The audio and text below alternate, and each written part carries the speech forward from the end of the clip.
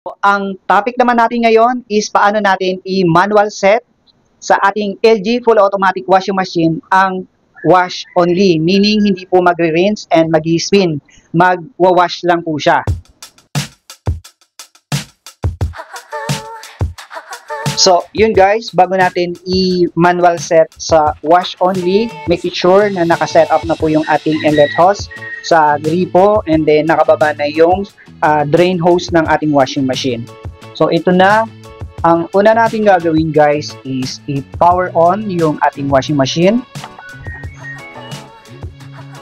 And then guys, para po matira yung wash only, ang una nating ipipress po is yung wash para makapag-select siya ng kung ilang minutes po nyo lalabhan yung nilagay yung mga damit sa ating washing machine. So, press yung wash. Magsiselect po yan ng kung ilang minutes po maglalaba. Pwede kayong mamili.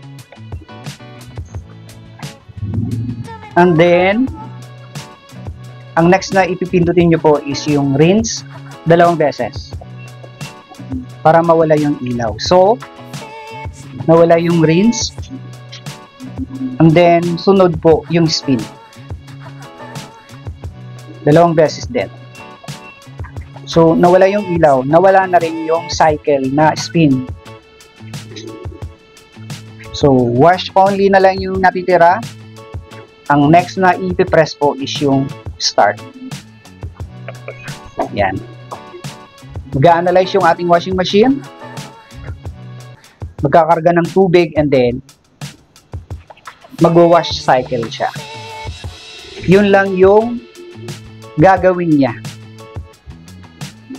Wash lang. So, ganun lang kasimple guys. Hanggang dito lang yung ating vlog. I hope guys na nakatulong po sa inyo itong vlog po natin about manual set sa LG fully automatic washing machine. So, yun lang guys. Bye!